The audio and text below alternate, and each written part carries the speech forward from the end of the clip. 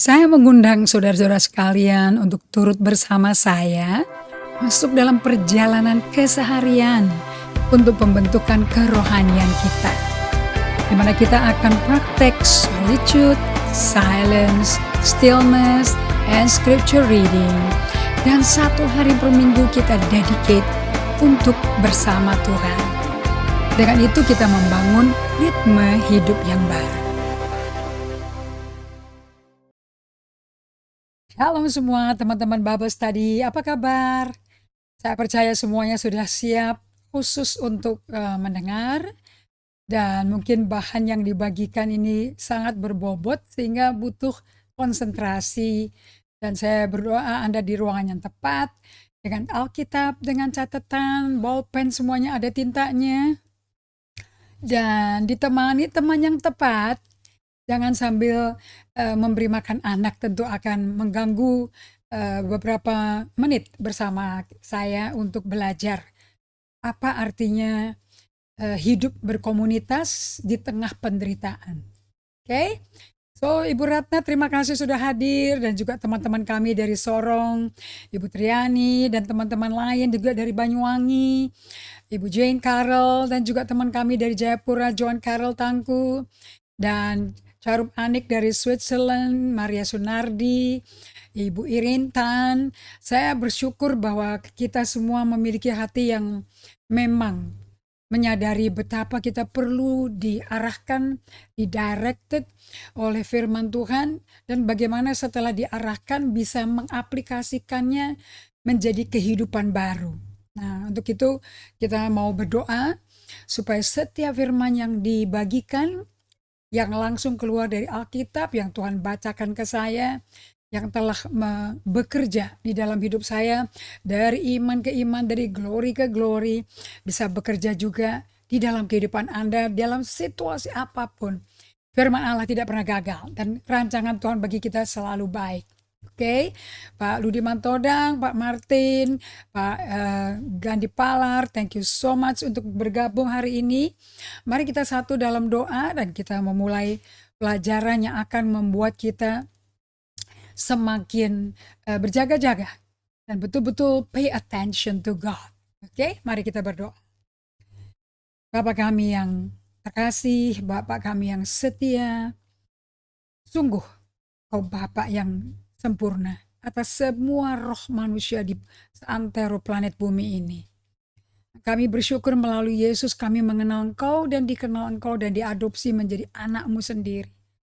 Seperti Kau mencintai Yesus anak-Mu, Kau mencintai kami semua. So, kami berterima kasih ya Bapa untuk kasih setia-Mu. Terima kasih Roh Kudus untuk mengingatkan kami semua akan firman yang akan kami dengar dan menjadi pegangan bagi hidup kami. Hanya Roh Kudus yang bisa mengingatkan kami karena Kau guru kami. Terima kasih Roh Kudus, berhembuslah ke setiap kami sepanjang Bible Study Session ini. Dan kami berjanji selalu untuk transformasi yang terjadi sedikit demi sedikit, tapi nyata dan besar perubahannya pada kami. Kami berjanji untuk berikan kembali segala hormat, kemuliaan, pujian hanya bagi-Mu. Di dalam nama Yesus Kristus Tuhan kami. Amin. Oke. Hari ini kita siapkan Alkitab kita tentu di kitab Ayub, karena kita belajar mengenai dari penderitaan yang dialami oleh Ayub. Karena Tuhan izinkan, ini jelas kalau di kitab Ayub ya. Dan bagaimana Anda bisa tahu that your theology is the correct theology. Bahwa teologianya Anda tuh teologi yang tepat, yang benar. Dan apakah orang-orang yang ada di lingkungan Anda yang so-called teman sependeritaan atau support system, atau istilah lagi yang bagus yang saya suka, saya ambil dari Ken Blanchard dari buku Lead Like Jesus, di mana dia pakai istilah truth tellers. Anda butuh teman-teman truth tellers. Nah, ini teman yang bisa ngomong sebenarnya, sesuai kebenaran firman. Kalau tidak selaras akan bisa mendapat masukan atau teguran, koreksi untuk keselarasan. Nah, itu penting ya. Dan kalau Anda disampaikan atau Anda menyampaikan, Anda nggak mau dong feedback itu menjadi bumerang. dan menjadi konflik besar yang membuat hubungannya menjadi putus. Ini semua bagaimana kok hubungan-hubungan itu bisa buruk. Ternyata di tengah badai itu kita akan mengenal atau mengetahui, discerning ya, bahwa apakah kita tuh ngikutin teologi sehat apa enggak pas di badai. Kalau kita mau tahu teologinya bagus apa enggak di tengah kenyamanan, kelimpahan, kita enggak terlalu serius menguji teologi kita.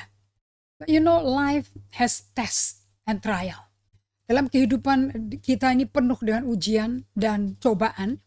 Dan Yakobus berkata, Rasul Petrus juga berkata bahwa semua pencobaan itu hanya untuk sesaat kalau Petrus ngomong. Sesaatnya itu ingat ya saudara-saudara ya, satu harinya Tuhan itu 1000 tahun manusia lah ya. Jadi kalau si Musa itu diproses kira-kira 120 tahun ya, itu mungkin cuma 1 detik di mata Tuhan, you know. Tapi buat Musanya lama sekali, right? Nah, sama kayak Yakub, untuk mendapat Lea aja mau kerja bakti 20 tahun. Nggak digaji 14 tahun, you know what I mean?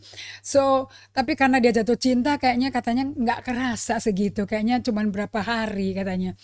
So, bagaimana perasaan kita memproses penderitaan di tengah ada orang yang berarti seperti Yakub dan Rachel ya, versus orang yang ditinggal sendiri, menderita sendiri, perang sendiri seperti Esther di istana dengan suami orang Persia dan seluruh keluarganya ada di luar sebagai tawanan Persia.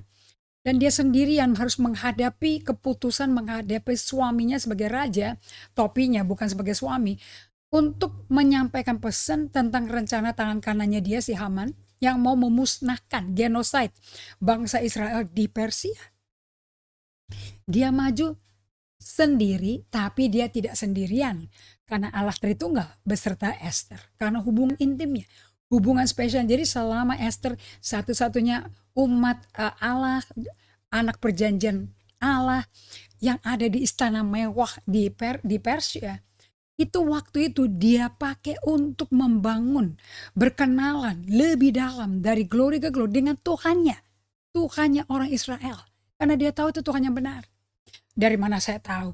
Bahwa dia selalu solitude, silence, and stillness, dan scripture reading, dan sabat. How do I know? Waktu dia berpuasa setelah Mordekai berkata, siapa tahu untuk saat seperti ini, for such a time like this, kau ada di istana. Bukan menikmati sepatu 1000 pasang yang tiap hari kau ganti. Tidak. Untuk saat seperti ini, kau sudah ada di posisi paling strategis untuk bertemu dengan suamimu. Yang hanya dia bisa membatalkan rencana Haman memusnahkan kita. Kalau tidak, Allah akan menyiapkan pelepas bagi Israel sendiri dan kau akan binasa sama-sama mereka. Dan si Esther berkata, baik, puasa buat aku 3 hari 3 malam, tidak makan tidak minum, dan berdoa buat aku. Dan aku akan maju menghadapi suamiku. Walaupun aku maju tanpa mengikuti tata cara house rule-nya. Bahwa kalau istrinya mau menghadap suaminya mesti angkat scepternya, tongkat rajanya.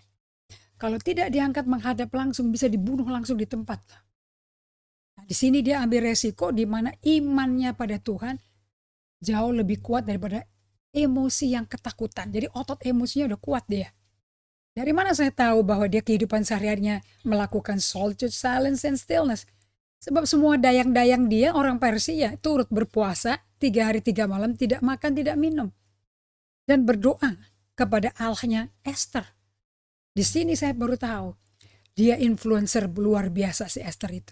Nah, seperti Esther menjadi influencer dari good theology, teologi yang bagus, karena sangat gesternya sangat lemah lembut, very meek lady. Okay. Nah, demikian pula kita akan tahu di tengah-tengah badai penderitaan kesengsaraan Anda, apakah teman-teman Anda itu ngomong kasih nasihat berdasarkan the right theology atau the bad theology?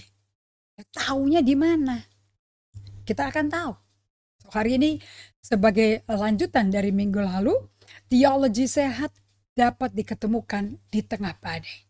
Nah, untuk Anda bisa mendiscern bahwa ini teologinya benar, nggak salah, tentu Anda sendiri mesti berakar pada teologi yang sehat. Karena Anda nggak bisa memberi dan nggak bisa menilai, menguji apa yang tidak ada di Anda. Anda mesti punya a certain milestone dari knowledge, dari experiential knowledge ya. Pengetahuan karena pengalaman pribadi. Nah, seperti saudara ketahui semua bahwa kitab Ayub adalah kitab tertua yang ada di Alkitab. Namun di abad 21 ini di tengah COVID-19 dengan segala keturunannya dan di tengah badai kepikiran vaksinnya mana yang tepat dan bagaimana vaksin itu betul-betul efektif boosting kita punya antibody, masih 50-50. Okay.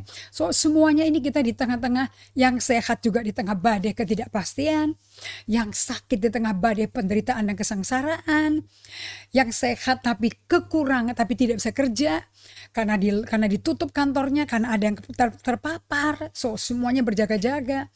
Whatever it is, do you know that kitab Ayub adalah pegangan kita, tali sifat kita untuk mengarungi badai krisis COVID-19 untuk berakhir ditransformasi dan dipenuhi dengan the perfect love of God.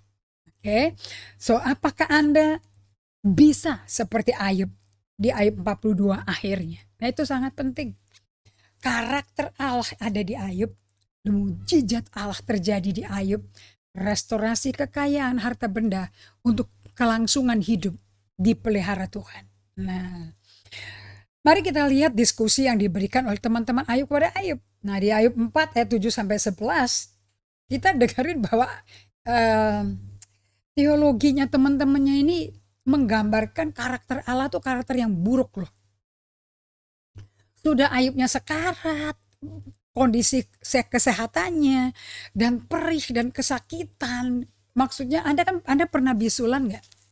Itu kalau bengkak kan pusing ya kepala kita ya, rasanya kepingin dipencet itu sampai keluar matanya, betul nggak? Itu bisul 1 saudara. Ini seluruh tubuh hancur dan begitu infeksi sampai ada borok dan dia kerok pakai pecahan-pecahan kendi tanah liat loh. Kalau sampai bahan sekeras tanah liat yang diglasur yang sudah di oven itu sampai dia butuh pakai itu, berarti kan udah nggak kerasa ya, saraf-sarafnya kan udah 6 kali ya. Nah, di tengah-tengah penderitaan ini, teman-temannya ngajak diskusi berbobot. Berbobot seberapa? Berat. Mereka ngomong kayak gini di ayat 4 ayat 7-11 sebagai contoh. Pikirlah, pernahkah orang tak bersalah ditimpa celaka dan musibah? Dia ngomong apa ini? Yuk, kalau kamu gak ada masalah, hidup kamu, pribadimu, gak mungkin lah kena musibah kayak gini. Oke, jadi selalu ada yang disalahkan, selalu ada yang dikorbankan untuk menjelaskan kenapa kamu sakit.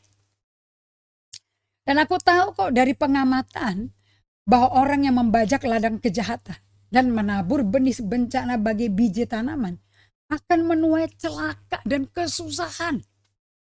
Ini hukum tabur tuai, basically yang dia ngomong. Oke, tapi apakah cocok? Contohnya kalau orang baru kehilangan uang di kantor, kemudian Anda mempunyai teman truth teller mestinya menelpon Anda dan berkata kamu mesti ampuni musuhmu, kira-kira itu ayat yang benar tapi waktunya tepat nggak diberikannya? Jadi temennya itu tidak bisa memproses perasaan sama sekali loh. Hilang gak usah berduka lah, cuman kertas ini cuma berapa sih nilainya? 2 juta atau 150.000 buat Anda mungkin gak ada artinya. Buat seseorang sangat berarti. Buat seorang yang hilang kerjaan suami istri, harus membesarkan anak kecil-kecil rindi-rindi untuk bisa memegang dana untuk membeli susu dan makanannya. Itu sekecil apapun itu berarti karena si kecil bisa makan, bisa hidup. Nah, jadi di tengah-tengah penderitaan, hati-hati kalau kasih kebenaran. Ini kan langsung dihantam sama dia. Ditabuk langsung gitu loh. Ini kalau John Piper katakan bahwa kalau orang lagi susah, okay, dan Anda berdoa dan Anda berkata kepada orang yang lagi susah itu, kamu doa nggak sih? Kamu nggak doa kali, makanya sial banget suasananya. Kok kalau memang benar sama Tuhan kenapa begini hidupnya? Itu ternyata John Piper katakan spiritual abuse, ya, pelecehan rohani. Nah, di Ayub 4 lagi yuk, baca ayat 9 sampai 11 yuk. Bagai badai, napas Allah berhembus. Begitulah murka Allah membinasakan mereka hingga punah. Orang jahat mengaum meraung, bagaikan singa mereka menggerung. Tapi Allah membungkam mereka serta mematahkan giginya. Mereka mati seperti singa kekurangan makanan sehingga anak-anaknya bercerai tak keruan. Ini image-nya apa nih dari ayat 7 sampai 11? Image, bayangan, gambaran apa yang dipresentasikan oleh Elifas kepada Ayub yang udah menderita sekali. Allah itu jahat kan? Allah itu kayak polisi yang siap menggerebek, siap nangkep. Di pojok-pojok tertentu dia ngumpet karena daerah itu daerah rawan, pasti pengemudi akan lupa dan pasti buat kesalahan dan bisa ditagih denda.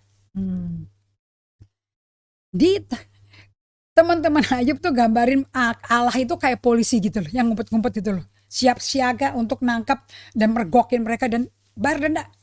Kamu perlu dihukum, kamu nggak jujur. Oke. Jadi sebetulnya yang mereka sampaikan ini betul, Tuhan ada hukum tabur dan tuai, tapi apakah langsung diberikan kepada orang yang barusan mengalami kehancuran, malah mengalami kesedihan? Nggak cocok dong. Oke. So saya pakai di Ayub 4 ayat 7 sampai 9, diskusi berbobot berat. Dan berdiskusi berbobot berat dan dalam dengan Ayub, kepada Ayub yang udah hancur-hancuran hidupnya. Kayak kita pakai amplified version ya, yang klasik. Think earnestly, I beg of you, who being innocent ever perish, or where were those upright and in right standing with God cut off, as I myself have seen, those who plow iniquity and sow terrible and mischief reap the same thing. By the breath of God they perish, and by the blast of his anger they are consumed. Mereka menggambarkan Allah tuh seperti tentara militer yang akan memang kerjanya nyari siapa yang melanggar supaya bisa dihukum. Apakah betul seperti itu? Jadi persepsi yang salah mengenai Tuhan kita, mengenai hubungan saudara seiman, kalau salah, itu bahayanya apa? Itu bisa membuat hubunganmu dengan Allah Tritunggal, dengan kondisi yang kau hadapi, yang pernah kau alami dan akan alami, mempengaruhi hubungan Anda dengan pendapat pribadi Anda, teologi Anda, hidup kita sendiri, keluarga dan organisasi yang kita pimpin, juga ke dunia kita dan teologinya kita dan teknologinya kita. Itu dampaknya berat. Oke. Jadi hati-hati ya, segala macam informasi yang masuk ke Anda, itu Anda mesti cek, ini berguna apa tidak. Dilihat dari buahnya. Kalau buahnya nggak enak, asam kecut, ya pohonnya perlu diperbaiki lagi, ditreat lagi, dipupukin lagi. Kalau tanaman itu tanaman ya. So kita lihat di pasal 4 Ayub sampai 37.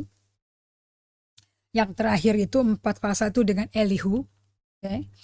Nah kita belajar bahwa teman-temannya si Ayub ini pada ngomong pakai kata-kata hikmat dunia yang dicampur aduk dengan firman Allah. Nah itu kok Ayub kayaknya lewat, kayaknya nggak peka dia. Nah, so apa sih yang dipakai oleh teman-temannya Ayub yang nggak tepat? Well, dia kenal dari seseorang. Kita belajar di sini bahwa mungkin teman-temannya Ayub itu punya teman-teman lain dan sebagainya. Kita belajar bahwa mereka menasihati secara estetik. Pakai pepatah, pakai bidal, pakai perumpamaan, pakai ungkapan, pakai ibarat, pakai semboyan. Contoh ya seperti ini. Anda tanpa sadar. Ini saya mesti perhatikan baik-baik karena kata hikmat ini bagus, tapi dangkal, tidak besar, tidak luasan kebenaran itu tidak untuk semua. Beda sama firman Allah. Segala firman yang disampaikan Allah untuk segala bangsa, suku dan bahasa. Tidak ada perbedaan. Contoh ya, peribahasa-peribahasa yang bunyinya bagus, tapi bukan dari Injil, yang suka masuk dalam khotbah, dalam konseling kita. Nah, lihat, air susu dibalas sama air tuba, kebaikan dibalas dengan kejahatan. Air susu dibalas dengan air ketubah, kebaikan dibalas dengan kejahatan. Nah, kalau kita tahu kebenaran semua, dikatakan kalau engkau ada yang gak enak dengan saudara seiman, kau datangi orang itu dan berdamai. Tapi Anda nggak bisa langsung spontan lari melakukan firman itu. Kenapa? Karena kemauan untuk melaksanakan firman dan versus urapan yang memampukan Anda mentaati firman itu bisa tidak hadir sama sekali. Sehingga Anda bikin-bikin. Saya mau kasih tahu pada Anda semua, siapapun yang Tuhan gerakkan pada Anda, sampaikan ke Anda, siapa truth teller Anda, mereka bisa ngomong seperti ini, seperti Petrus, Yohanes, Yakobus, atau dan juga kepada murid-murid lainnya ya. Jadi kalau dimasukin nih air susu dibalas pakai air tuba, terus kode dimasukkan dalam khotbah atau dalam konseling Anda pakai firman Allah, be careful. Semua pernyataan-pernyataan ini akan membuat Anda air susu dibalas dengan air tuba tuh orang ya. Dia benar-benar kayak air susu dibalas air tuba. Itu kan konotasinya negatif loh itu.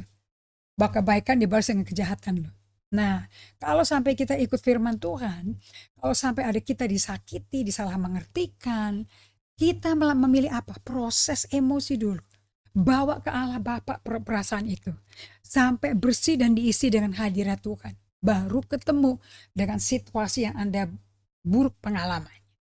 Nanti Anda akan melihat Anda ketemu Tuhan, bertumbuh kenal dengan Tuhan. Akibatnya satu anggota keluarga selamat, si istri rumah tangga akan nonton dan turut berubah. Lagi di dalam pembicaraan sering masuk kata-kata yang seperti ini ya. Ini yang sering sekali di bahasa Inggris ini. Okay? Dikatakan seperti ini. Do unto others before they do unto you. Ini ada ya yang saya belajar untuk leadership nih. Lakukan ke orang lain lebih dulu sebelum kamu lakukan untuk dirimu. Nah, if you need a helping hand, look at the end of your arm. Kalau kamu butuh tangan yang bisa bantu Anda butuh tangan satu lagi untuk dapat dilayani, diberikan kepada teman-teman Anda sampai kalau kamu melakukan ini, kalau kamu mau orang lain lakukan ini, kamu lakukannya dulu, coba dulu kamu ini. Yang disampaikan kepada saya di sini adalah kau ada unsur andalkan kekuatanmu aja. Oke, kalau kamu mau nolong, lihat tangan kamu satu lagi, udah nggak usah minta tolong, lakukannya sendiri. Artinya apa? Basically, you don't need God, nggak perlu kasih karunia, lakukannya semua sendiri. Nah ini kalau dimasukin dalam khotbah, dimasukin dalam konseling bisa bahaya saudara-saudara. Nah, sekarang kita lihat di bahasa Inggris. Ini saya dengar dari waktu saya masih sekolah di luar negeri. Ada perumpamaan atau parable, ada juga proverb. Dua-duanya ini kita alami di dunia dan ini dipakai dalam pembahasan sehari-hari. Ada orang suka ngomong kayak begini. Stick and stone may break my bone, but words will never hurt me. Ini benar gak sih saudara? Anda tahu gak artinya apa? Tongkat dan batu bisa melukai kita. Bisa patahin tulang laginya. Bisa patah tulang tuh kalau kena batu, kena pukul sama tongkat tuh. Tapi kata-kata gak akan menyakiti kita. Coba saya tanya, saya mau ngetes pada Anda nih. Coba Anda tanya pada diri Anda sendiri, ini pernyataan ini benar apa enggak? Salah dong. Bukankah kita semua banyak luka hatinya karena perkataan orang? Betul apa tidak? Nah, pernyataan ini benar apa salah? Udah pasti salah. Saya kasih pertanyaan lagi. Kira-kira ini ditulis sama orang waktu itu usia berapa? Kayaknya belum lulus SMP kalinya ya. Mana mungkin kalau lulus TK mungkin dia masih nggak ngerti bahwa kata-kata itu bisa menyelekit, pedes. Bahkan waktu kita kecil aja orang tua tanpa sadar ngomong, aduh dari 4 anak kamu yang paling nyusahin orang tua bener-bener. Itu nyelekit. Itu orangnya saya tuh waktu itu saya ngalami. Karena saya ada sakit asma 15 tahun. Orang tua jadi sibuk di rumah untuk menjaga saya, merawat saya, tapi juga mesti kerja keras, cari nafkah. Ini perkataan itu melukai saya. Dan merubah perangai saya. Perilaku saya jadi berubah. Dari yang dulu sinusitis, gampang menangis, gampang sekali kambuh asmanya. sekarang bisa menjadi kekeh dan berkata dalam dirinya, suatu hari aku buktikan orang tuaku gak akan nyesel melahirkan aku. Aku tidak bawa sial ke keluarga ini. Nah, itu menjadi tekad dari yang gampang nangis, gampang alergi, gampang sakit. Tiba-tiba ada kemauan untuk hidup dan hidup berhasil dan membanggakan orang tua. Bayangin loh. Sampai saya bisa sekolah di Australia dengan cuaca 4 macam musim dalam 1 hari. Dinginnya gak keruan, hujan, angin, dan asmanya gak kambuh. Karena saya fokusnya kepada membuat sukses dan kebanggaan orang tua. Sekolahnya juara aja. Itu kebanggaan buat orang tua. Karena zaman dulu pendidikan itu adalah kalau anak pinter, orang tuanya berhasil. Padahal anaknya jemparitan sendiri belajarnya untuk buktikan ke orang tua. So, ada kata-kata seperti ini lagi. Times heal all wounds. Nanti juga lukanya sembuh sendiri, diemin aja. Well, saya melayani jemaat-jemaat yang pada luka semua oleh karena kata-kata saya. Setelah 11-12 tahun, ternyata pada waktu suatu kejadian lagi dan ada teguran lagi, itu luka masih fresh dan masih berdarah-darah. Sampai menangis, sampai tertekan, sampai sedih sekali. Jadi sayanya gak sadar. Satu hari saya pernah pelayanan di Australia dan ini ada sedikit keributan ya dalam keluarga tersebut. Akhirnya orang tuanya saya ajak, saya temani orang tua untuk mau bertemu sama anak mantu dan anaknya. Dan orang tuanya ngomong seperti ini, gini aja Bu Indri, saya mau kasih tahu prinsipnya. Orang yang dilukai tidak pernah lupa dibandingkan orang yang melukai. Alias orang yang dilukai, ya ingatlah. Jadi itu ibu udah berapa puluh tahun, 70 tahunan. Kejadian anak mantu melukai dia, ya mungkin sejak mereka menikah, kira-kira 12 tahun yang lalu. Kasus 12 tahun, itu sampai hari saya ketemu, masih ingat dan masih membuat dia berderai-derai air matanya. Dan ngomongnya sakitnya tuh kerasa sekali. Jadi gak bener dong, waktu akan nyembuhin sendiri sakit tuh gak bener dong. Tapi ini masuk kok di dalam pembicaraan-pembicaraan kita, bahkan mungkin ceramah-ceramah kita atau khotbah-khotbah kita, hati-hati. Anda mesti tahu, kata-kata ini nih masuk sampai ke dalam batin kita loh. Akibatnya mempengaruhi hubungan kita dengan Tuhan, hubungan kita dengan diri kita sendiri, kita bisa gak berdamai dengan diri kita, dan mempengaruhi hubungan kita dengan sesama. Nah, so hati-hati, tetapi beda dengan Tuhan Yesus kita. Dia juga ngajar pakai perumpamaan, tapi kok hasilnya kok beda? Karena perumpamanya dalam, itu adalah rahasia yang butuh Roh Kudus untuk menyingkapkan isinya apa dalam aplikasi kehidupan kita sebagai pengikut Kristus, warga negara kerajaan surga. Lihat, kenapa kok Yesus ngajar pakai perumpamaan? Perumpamaan tertua yang ada di Alkitab, Kenneth Hagin berkata the grandfather of the parable, yaitu perumpamaan penabur. Matius 13 ayat 3. Lalu Yesus mengajar banyak hal kepada mereka dengan memakai perumpamaan. Seorang petani pergi menabur benih. Demikianlah Yesus mulai dengan ceritanya. Jadi di sini dikatakan, kalau Anda mulai dari ayat pertamanya, ini bicara mengenai kerajaan surga. Seumpama seorang penabur. Jadi pada waktu Anda mau ngerti kerajaan surga kayak apa, Anda mesti tahu penabur butuh apa? Butuh benih. Lalu butuh apa? Butuh memahami jenis tanahnya. Oke? Apakah berbatu, apakah berlang-lang, bertanaman liar, apakah tanah yang gembur. Kalau benihnya bagus, tanahnya buruk, ya tidak akan ada hasil. Nah, ini semua mesti dikuasai. Dan juga benih itu sifatnya gimana? Harus mati dulu. Cara matinya gimana? Melalui panas matahari, melalui air, melalui pupuk, bahan kimia yang memproses kulit benih itu sampai mati, pecah, dan keluar kehidupan baru. Bagaimana prosesnya si benih ini? Pelan. Menanam benih sampai menjadi panen, itu proses waktu tuh. Tidak bisa cepat. Itu butuh waktu, tidak bisa tergesa-gesa, tidak ada terburu-buru. Allah bekerja dengan perlahan. Nah, kita lihat di Matius 13 ayat 10 sampai 11. Kemudian pengikut-pengikut Yesus setelah dia ngajar kan, ada penabur, menabur di tanah yang empat macam tanah. Kemudian pengikut-pengikutnya datangin dia secara private dan berkata, saya pakai versi BIS ya, BIS ya. Ini mengapa kok Bapak memakai perumpamaan kalau berbicara dengan orang banyak itu? Dan Yesus menjawab, lihat ini. Sebab kalian sudah diberi anugerah untuk mengetahui rahasia tentang bagaimana Allah memerintah, sedangkan mereka nggak tahu. Jadi untuk ngerti dari perumpamannya itu bahwa Yesus itu bukan anak Yusuf, tapi raja.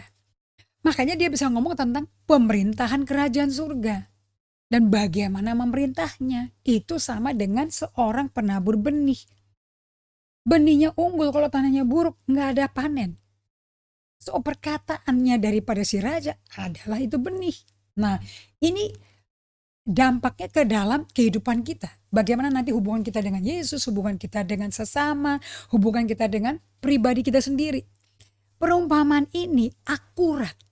Kalau kita betul-betul processing dengan pelan, waktu kita ditanam sampai mati, kalau kita nggak mati, kita nggak ngalami kuasa kebangkitan, kita nggak berjalan di dalam kasih Allah, dalam kehidupan baru.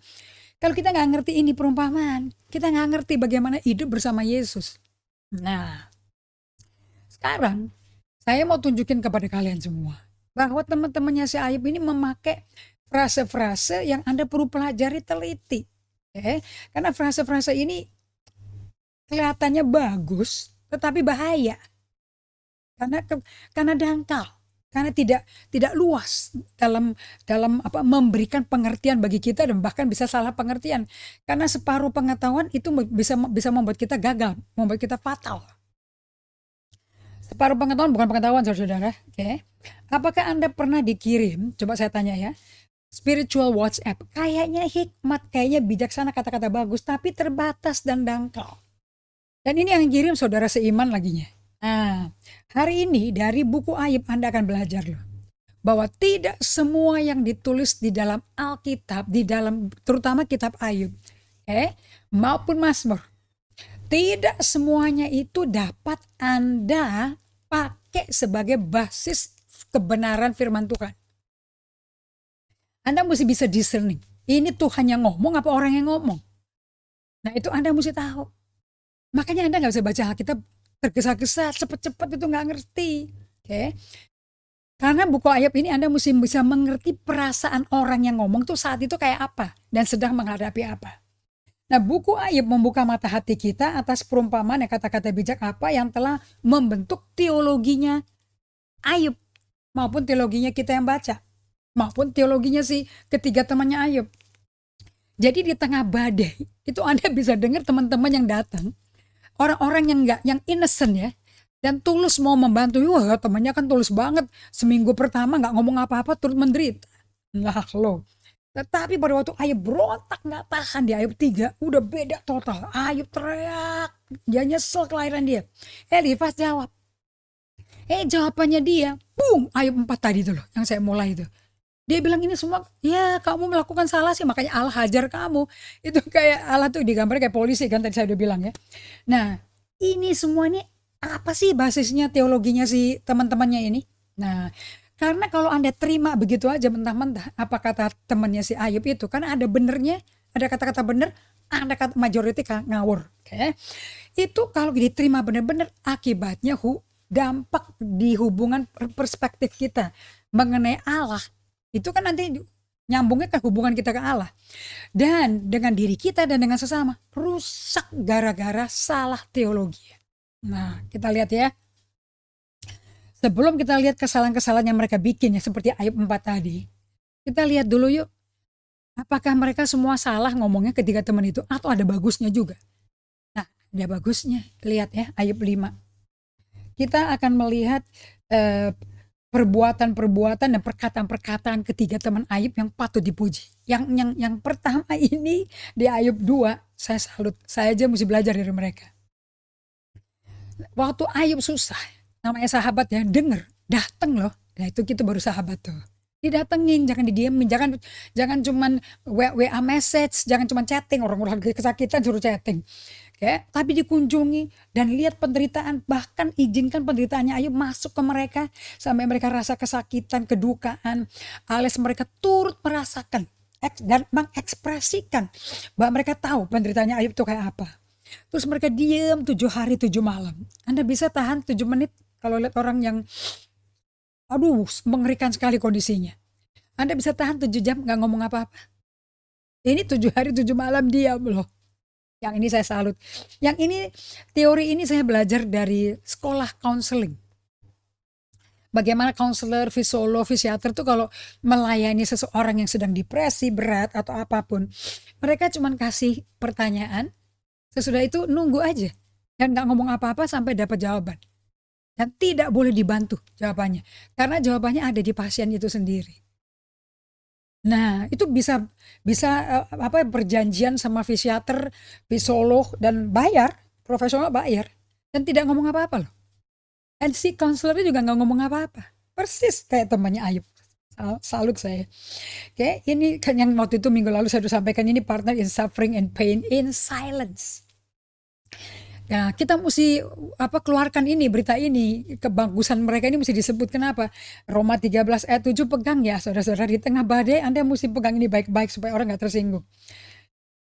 Berikan hormat kepada orang yang berhak terima hormat. Give honor to whom honor is due. Okay? Jadi kalau ada yang, walaupun orangnya itu legalistik, agamawi, sadis, tapi kan jelek gitu, ada bagusnya. Yang bagusnya tetap dihormati. Jangan langsung karena banyak salahnya, yang bagusnya ditendang semuanya. Dan orangnya apa kamu gitu. Belum tentu. Kita belajar beri hormat kepada siapa hormat harus diberikan. Nah, sekarang kita pakai perumpamaan ya tadi. Kita tuh kalau mengerti perumpamaan yang dari kerajaan surga, itu hasilnya tuh ada di perilaku kita. Dari perspektif kita tuh berubah. Hubungan kita, pandangan kita akan Tuhan, akan sesama tuh berubah. Dan jadinya mengasihi. Nah, jadi kalau Anda tuh dengar apa ya selama ini, akan ditentukan dari buahnya yang akan dipetik. Dipetik orang lain yang dengerin Anda. Makanya nggak bisa kalau mau bertumbuh dewasa dalam secara rohani, Anda hidup isolasi mandiri tuh itu salah. Yang isolasi mandiri fisiknya aja karena kena COVID, tapi jiwanya tidak bisa sendiri. You need somebody. Kita diciptakan Tuhan untuk bersekutu. Okay. Nah perhatikan nih, sekarang pengajaran Tuhan Yesus saya tulis ini tali sifat nih. Anda tahu kayaknya tali sifat kitab Amos 3, the plumb line. Tali sifat tuh tali yang ujung-ujungnya berbobot besi yang bentuknya seperti silinder tapi ujungnya lancip. Nah itu untuk ngukur apakah tembok tuh benar-benar lurus. Apa yang lurus di mata orang belum tentu pakai tali sifat lurus loh. Nanti bangunannya kayak tower Pisa, miring, the Leaning Tower. Nah, dikatakan oleh Tuhan Yesus di dalam waktu dia ngajar perumpamaan ini mengenai benih penabur, bahwa pohon itu dikenal dari buahnya, bukan dari daunnya. Kita lihat di Matius 12 ayat 33 sampai 37. Kalau suatu pohon itu kamu katakan baik, maka baiknya itu di buahnya. Kita nggak kelihatan, nggak mungkin di cabangnya, di caraknya, atau di daunnya. Buahnya dong. Jikalau suatu pohon kamu katakan nggak baik, ya nggak baik pula buahnya. Sebab dari buahnya pohon itu kita dikenal. Nah buah yang kita bawa dari teologi teman-teman sekitar kita di tengah kita ngalami problem, itu apa buahnya? Itu kita mesti tahu. Okay? Ayat 34. Hai kamu keturunan ular beludak. Bagaimana kamu dapat mengucapkan hal-hal yang baik sedangkan kamu sendiri jahat? Loh bagaimana nih? Karena yang diucapkan mulut meluap dari hati. Jadi buahnya di mana saudara? Benih apa Anda dengar? Kondisi hati Anda seperti apa? Berita apa yang Anda dengar? Itu menentukan yang keluar dari mulut Anda nanti apa. Makanya semua perkataan-perkataan yang bagus tapi tidak luas, bukan kebenaran secara totalitas seperti firman Tuhan. Itu kalau Anda telan bahaya loh. Ya, Anda bisa berjenaka, berpantun-pantun tapi ternyata salah, nggak sesuai dengan kebenaran. Kita lihat di ayat 35. Orang yang baik akan mengeluarkan hal-hal yang baik dari perbendaraannya. Kita ini a chest of treasure loh. Ya kayak peti harta kita nih, hati kita. Orang yang mengeluarkan hal yang baik dari perbendaharaan yang baik dan orang yang jahat mengeluarkan hal-hal yang jahat dari perbendaharaan yang jahat. Nah, tapi aku berkata kepadamu, setiap kata sia-sia yang diucapkan orang harus dipertanggungjawabkan loh pada hari penghakiman. Jadi nanti teman-teman kita atau kita waktu jadi truth teller, support system seseorang yang menderita, hati-hati kita akan dihukum Tuhan dari perkataan kita loh. So we make sure nanti teologi kita benar. Karena menurut ucapanmu engkau akan dibenarkan, menurut ucapanmu juga kamu akan dihukum. Nah, kita lihat pesan ketiga sahabat si Ayub itu keras. Udah gitu salah lagi waktunya. Waktu disampaikannya. Kenapa? Apakah kita pernah lakukan kepada saudara seiman yang lagi susah atau anggota keluarga kita? Seperti ini contohnya. Orang itu saudara Anda lah misalnya kan ya. Sedang difitnah. Pokoknya lagi di hoax abis deh.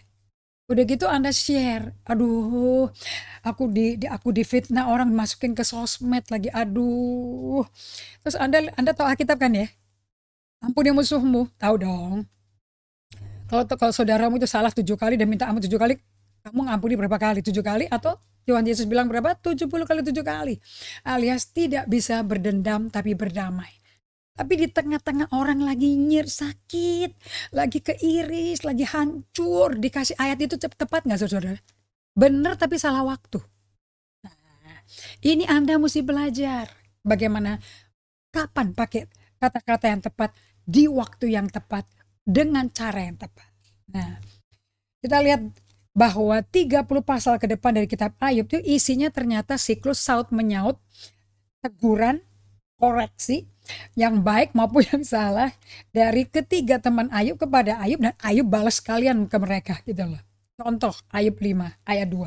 Perkataan bagus dari Elifas, bagus perkataannya. Ayub, sesungguhnya tuh ya, orang bodoh tuh dibunuh oleh sakit hati loh. Dan orang bebal dimatikan oleh iri hati. Bener loh ini. Ini bener banget ini. Terus dia katakan di ayat 8. Sekarang Bildad yang ngomong. Ayub, orang arif tuh ya, di zaman dahulu, hendaknya kamu perhatikan kalau ada orang yang arif-arif dari zaman dulu, coba didengerin. Itu nasihat yang bagus tuh. Dan kau renungkan ya pengalaman para nenek moyang kita. Ini bagus nih, beda sama Rehoboam, anaknya Salomo. Nggak mau dengar tua-tuanya yang memimpin Israel bersama almarhum Raja Daud, kakeknya. Dia pilih orang-orang muda semua. Tapi Bildad berkata, Ayub cari yuk orang-orang yang lebih tua yang pernah punya pengalaman. Mungkin mereka bisa kasih nasihat. Hidup kita ini pendek loh. Kita nggak tahu apa-apa. Hari-hari kita seperti bayang-bayangan. Dengar deh perkataan-perkataan orang arif yang dulu. Mereka memberi pelajaran loh kepada kamu. Bagus nggak saudara-saudara? Bagus. Sofar ngomong kayak gini. Masakan hakikat Allah dapat kau selami. Masa sih kamu segitu ngertinya Tuhan Ayub? Masakan mampu kuasanya engkau pahami? Kau begitu kenal Tuhan segitu-gitu.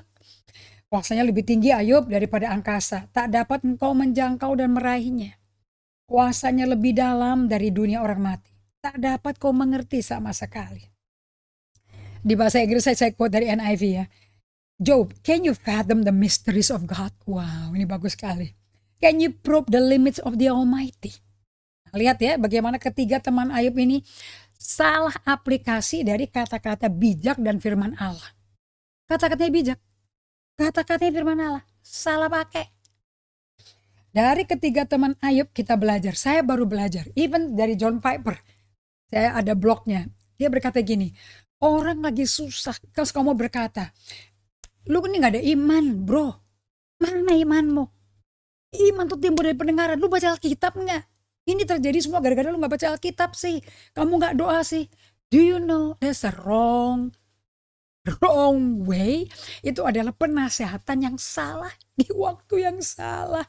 Itu bukan membangun, itu menghancurkan orang, melecehkan emosi dia.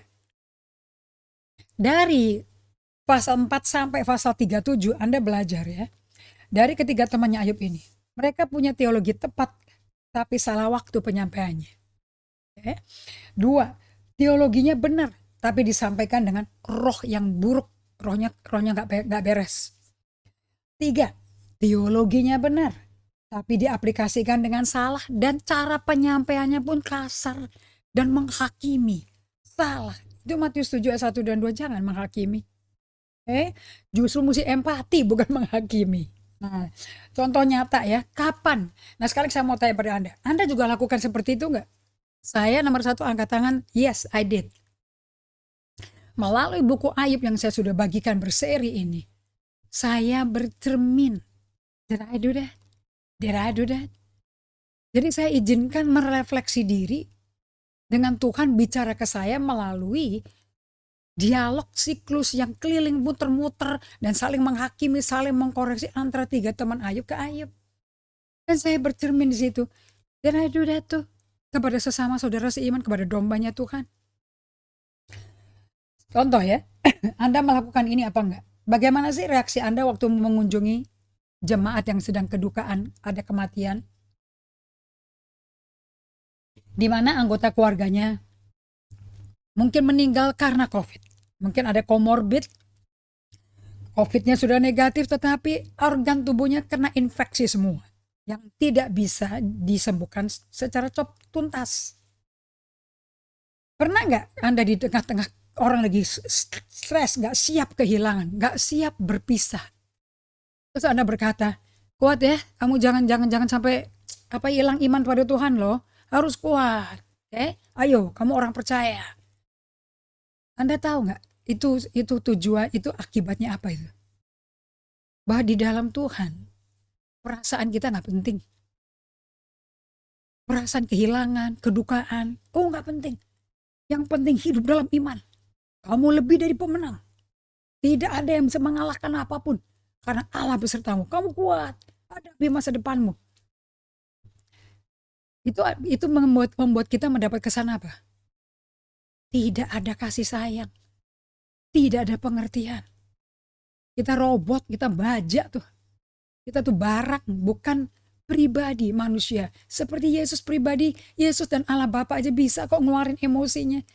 Allah menangis, Allah Bapa marah, Yesus meratap, Yesus marah, Yesus menangis. Semua itu emosinya dibeberin di 4 Injil loh. Kenapa kok kita pengikut Yesus harus selalu tampil kuat, hebat, supaya nggak kelihatan? Kalau mengeluarkan emosi itu katanya lemah. No, itu manusiawi. Itu yang bikin kita serupa Yesus. Contoh lagi ya, tes. Bagaimana reaksi dalam hati Anda saat tahu musuh Anda tuh jatuh dalam musibah kecelakaan? Ya ampun, memang dasar nih orang. Emang jahat terus sih dia. Ya, suatu hari ada hukuman Tuhan lah. Makanya dia kecelakaan kayak begini. Hancur loh dia. Hancur motornya, mobilnya pieces. Ini kan hidupnya nggak bener sih, dosa. Is that the right way untuk meresponi orang saudara yang menderita? Apakah yang menderita itu hanya orang di kitab Ayub ya? Kita belajar dari pertanyaan-pertanyaan teman-temannya Ayub ini. Prinsip yang namanya retribusi, yang mengatakan kalau hidupnya benar pasti kaya raya, sembuh terus, nggak mungkin sakit keras. Kalau hidupnya fasik, jahat, pasti sial hidupnya, melarat, perkawinan berantakan. Di buku Ayub prinsip ini diuji habis. Oke? Bagaimana reaksi Anda dalam hati Anda dan pikiran Anda bila teman Anda yang difitnah itu hancur hidupnya? Di mana imanmu? Kenapa kok engkau nggak mau ketemu orang? Kok menghilang nih gimana? Malah diviralkan, malah disebarin ke grup chat dan jadi bahan pembicaraan. Do you want to do that? Saya belajar dari selama membahas kitab Ayub, Allah peduli perasaan Ayub. Allah peduli dan izinkan emosinya dicurahkan, dibawa dalam bentuk ratapan, jeritan, tangisan, penderitaan, bebas. Allah nggak shock kalau anak-anaknya teriak-teriak sama dia dalam kedukaan. Allah nggak imun juga Allahnya, karena dia sendiri juga juru selamat yang menderita dan mengalami tekanan emosi dan depresi juga kok. Kita mesti serupa Yesus ya saudara-saudara.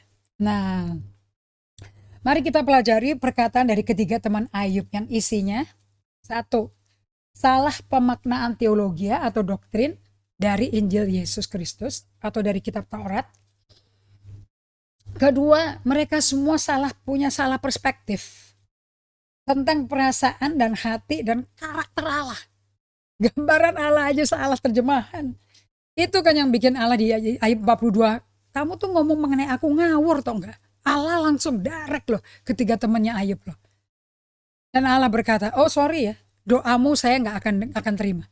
Harus Ayub mendoakan kamu dulu, baru aku ampuni kamu. Oke, jadi kalau kita tuh menggerutu, ngomong-ngomong diam-diam, ngomel, itu semua didengar Tuhan. Oke, Anda pikir Tuhan tuh jauh, deket. Justru di tengah penderitaan gak kerasa apa-apa, gak kerasa hadirat Tuhan. Justru itu Tuhan paling deket.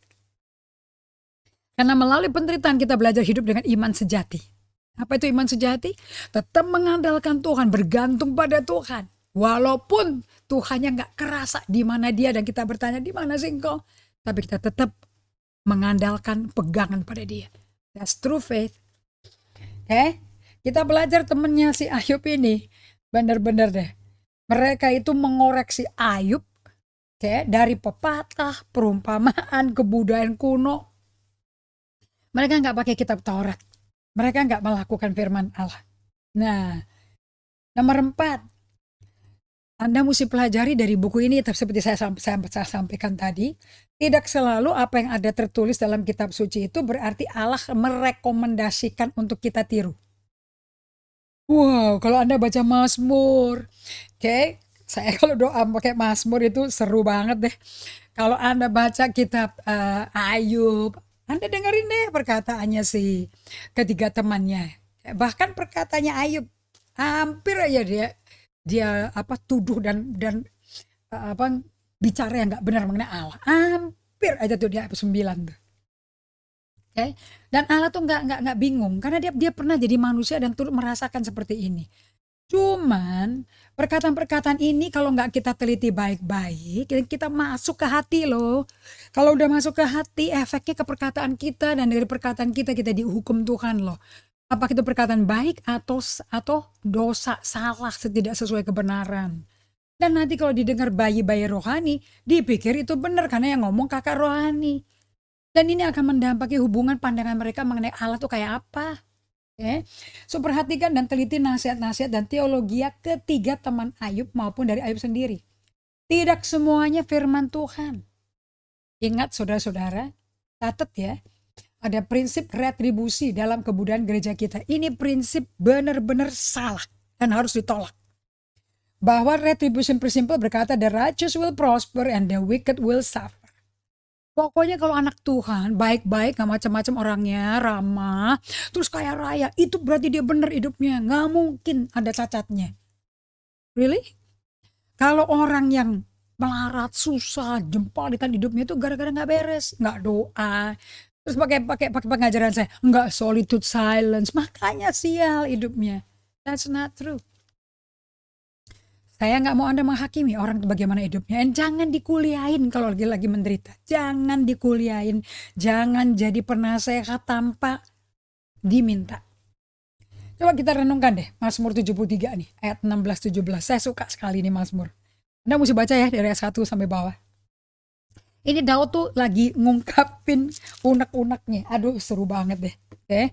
Anda mau buka Alkitabnya boleh deh. Ini bagus nih buat kita tutup pengajaran ini dengan pakai Mazmur 73. Lihat ya, persepsi orang lagi sakit hati itu memang bisa negatif kata-katanya. Dan itu kalau sampai di tengah kesakitan perkataan kita tuh ngawur, itu bukti dong bahwa itu kondisi sengsara penderitaan yang menyakitkan itu bagus kan. Jadi kita bisa dengar teologi kita ini bagus apa buruk. Apa yang ada di hati kita, apa aja ya selama ini dimasukin ke hati kita ya. Ketahuan kalau gak ada penderitaan, gak ketahuan. So Anda baca ayat 1 terus sampai ayat 28 ya. Si Daud ini lagi ngomel. Aduh, dia bilang aku nih cemburu nih kepada pembual-pembual. Ayat 3 ya. Kalau aku melihat kemujuran orang fasik, orang masih kok mujur melulu sih? Sebab kesakitan gak ada tuh ke mereka. Sehat dan gemuk tuh tubuh mereka. Doa kagak, kasih persembahan kagak, puasa kagak. Sebab kesakitan gak ada di mereka. Pada gemuk, mereka tidak mengalami kesusahan manusia. Dan mereka juga gak kena tulah tuh seperti orang lain. Sebab itu berarti dia kena tulah kan. Sebab itu mereka berkalungkan congkak-congkakan tuh. Kepalanya diangkat, kalau lehernya diangkat-angkat. Berpakaian kekerasan. Karena kegemukan kesalahan mereka nyolok. Hati mereka meluap-luap dengan sangkaan. Oh, udah ngomel semuanya. Ayat 21 Mazmur 73. Ketika hatiku merasa pahit dan ginjalku menusuk-nusuk rasanya sampai sakit ginjal, saudara. Pegel tuh pinggangnya tuh. Aku tuh dungu, aku nggak ngerti seperti hewan aku di dekatmu. Nah sekarang Daud ada di dekat Tuhan, di hadapan Tuhan. Tetapi ketika aku ada di dekatmu, engkau pegang tangan kananku. Dengan nasihatmu engkau menuntun aku dan kemudian engkau mengangkat aku dalam kemuliaan. Siapa gerangan ada padaku di surga selain engkau? Selain engkau tidak ada yang kuingini di bumi. Sekalipun dagingku dan hatiku habis lenyap, gunung batuku bagianku tetap Allah selama-lamanya. Sebab sesungguhnya siapa yang jauh daripadamu akan binasa. Kau binasakan semua orang yang berjinah dengan meninggalkan kau. Tapi aku, kesukaanku dekat pada Allah. Menaruh tempat perlindunganku, yaitu Tuhan sendiri. Aku akan ceritakan semua pekerjaanmu. Nah teman-teman, dia ngomong seperti ini di ayat 21 sampai 28. Ini setelah dia masuk ke hadirat Allah. Habis ngomel ya dengan kepahitan. Di ayat 16-17 yuk kita ngomong yuk. Kita belajar. Tapi ketika aku bermaksud untuk mengetahuinya, hal ini jadi kesulitan bagi mataku. Sampai lingkari kata sampai aku masuk ke dalam tempat kudus Allah dan memperhatikan kesudahan mereka. Sesungguhnya di tempat licin kau taruh orang fasik itu. Kau jatuhkan mereka sehingga hancur. Betapa binasa mereka dalam sekejap mata, lenyap habis oleh karena kedahsyatan. Seperti orang mimpi aku.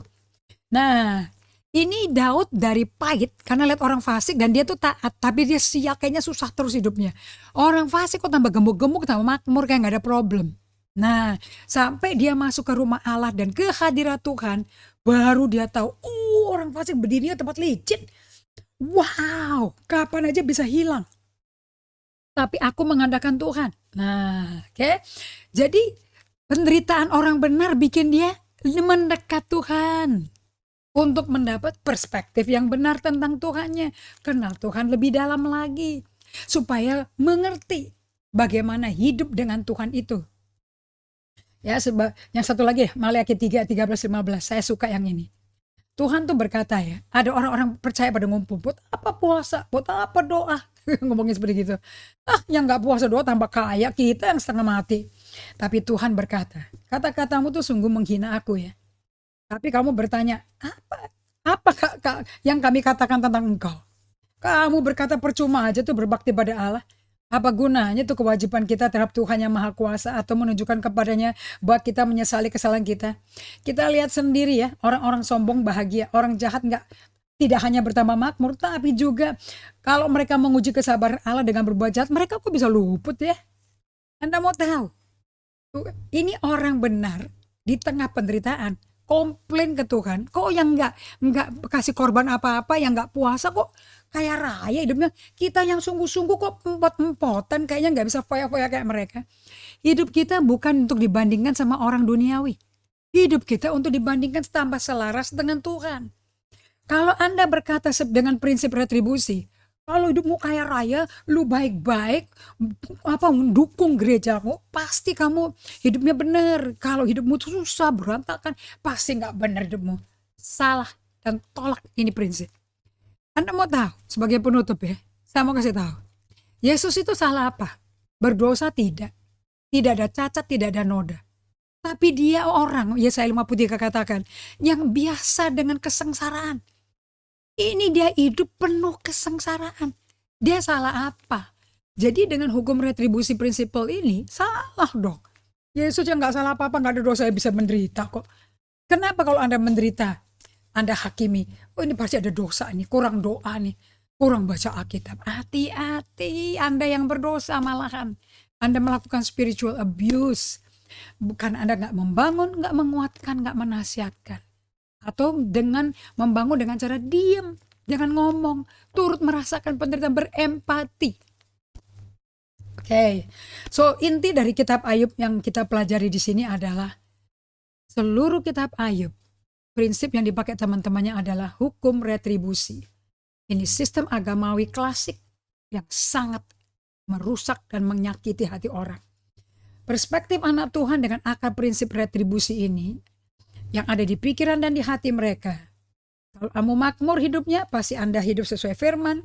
Kalau Anda mengalami penderitaan besar atau kecil, pasti Anda telah berbuat dosa besar atau kecil di hadapan Tuhan. Baik, kita akan lanjutkan lagi dalam episode berikutnya. Dan saya mau Anda renungkan kembali apa yang dibagikan. Setelah itu, Anda renungkan Matius 25, ayat 44-45 secara pribadi. Renungkan dan kita akan berjumpa dengan ayat ini di episode berikutnya. Mari kita berdoa. Bapa yang baik, Bapa yang luar biasa. Memang penuh misteri rahasia untuk bisa kenal Engkau. Kami tidak bisa sembarangan memakai prinsip retribusi. Kalau kaya dan baik-baik, pasti hidupnya sudah sempurna dengan firman Tuhan. Kalau mengalami kesulitan, kesengsaraan, pasti ada dosa dan perlu bertobat. Kami minta Bapa di dalam nama Yesus.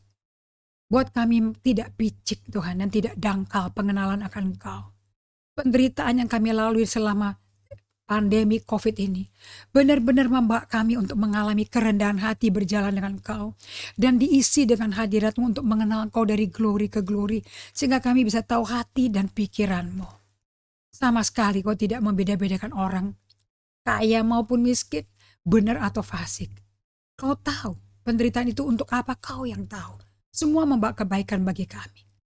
So kami berdoa di dalam nama Yesus agar murid-murid Bible Study ini, kami semua, terus tidak cepat bikin konklusi, tapi terus menyelidiki dengan pertolongan Roh Kudus, siapa Engkau sebetulnya. Di dalam nama-Mu Yesus kami berdoa mengucap syukur. Amin. Well, waktunya sudah benar-benar pas. Kita berjumpa lagi di episode berikutnya teman-teman semuanya. Happy holiday. Pakai waktu ini untuk benar-benar ada sabat dengan Tuhan. And get to know God. Supaya kita gak nyakitin orang. Niatnya baik tapi akibatnya menyakitkan orang. Karena salah mengerti. Sampai jumpa kembali. Dari Bible Study ini dan tim kami mengatakan Happy holiday. And God bless you.